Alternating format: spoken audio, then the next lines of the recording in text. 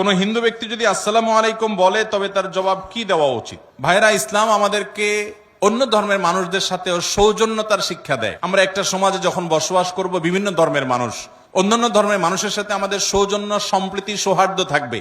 আল্লাহ তাআলা কোরআনে বলেছেন, লা ইয়ানহাকুমুল্লাহু আনিল্লাযীনা লাম ইউকাতিলুকুম ফিদ-দীন ওয়া লাম ইখরিজুকুম মিন দিয়ারিকুম আন তাবাররুহুম ওয়া তুকসিতু ইলাইহিম ইন্নাল্লাহা ইউহিব্বুল মুকসিতিন। যে সমস্ত ভিন্ন ধর্মের মানুষেরা, অন্যান্য ধর্মের মানুষেরা যারা মুসলমান না, তারা যদি তোমাদের উপরে যুদ্ধ চাপিয়ে না দেয়, তোমাদের দেশ থেকে বের করে না দেয়, সহাবস্থান করে, তাহলে সেক্ষেত্রে তাদের প্রতি ন্যায়নিষ্ঠ আচরণ করতে আল্লাহ নিষেধ তো করেনই না, বরং ন্যায়নিষ্ঠ আচরণকারীকে আল্লাহ ভালোবাসেন। তাহলে তাদের সাথে ন্যায়নিষ্ঠ আচরণ করতে হবে।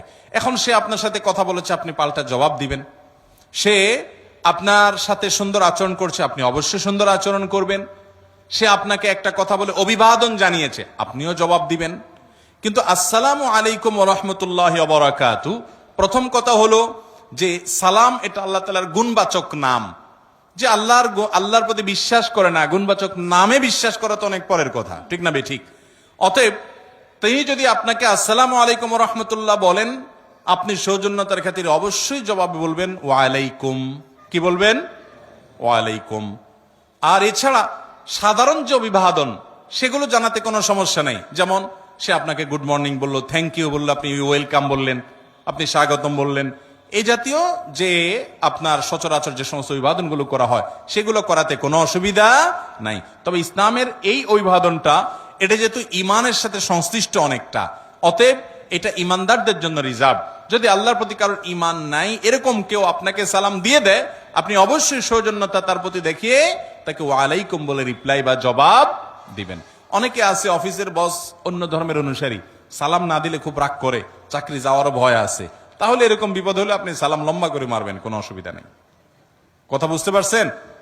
কয়দিন আগে সাতক্ষীরাতে বোধহয় কোন আলেম এরকম কোন মহিলাকে সালাম দেয় নাই, সম্ভবত তিনি অন্য ধর্মের অনুসারী ছিলেন। সেই মহিলা ওই আলেমকে অপমান পর্যন্ত করে ছাড়ছে।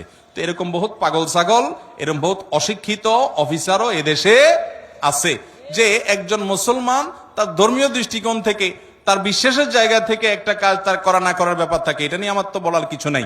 অতএব এই সমস্ত মূর্খতা যেন আমরা না করি। তবে যেটা বলছিলাম, অন্য ধর্মাবলম্বী মানুষদের সাথে আমাদের সহাবস্থান, সুন্দর আচরণ, লেনদেন করা, হাওলাত দেওয়া, হাওলাত নেওয়া, তার কাছ থেকে আপনার সে কোনো উপঢৌকন দিলে হালাল হোসটা গ্রহণ করা, তাকে কোনোটা দেওয়া। নবী করিম সাল্লাল্লাহু আলাইহি ওয়াসাল্লাম অনেক অমুসলিমের বাসায় দাওয়াত খেয়েছেন, তাদেরকে খাইয়েছেন, তাদের অধীনে কাজ করা, তাদেরকে কর্মী হিসাবে নিয়োগ দেওয়া, এগুলো সবগুলো জায়েজ আছে। প্রতিবেশী হিসাবে অন্য ধর্মের অনুসারী হলেও তার প্রতি সদাচরণ করা, এগুলো সব করতে হবে। তবে আপনার অন্তঃস্থলে একেবারে অন্তরঙ্গ বন্ধুত্ব যেটাকে বলা হয়, সেটা আপনি আল্লাহর জন্য, আল্লাহর রাসূলের জন্য এবং আল্লাহর খাতিরেই শুধু নিবেদন করবেন।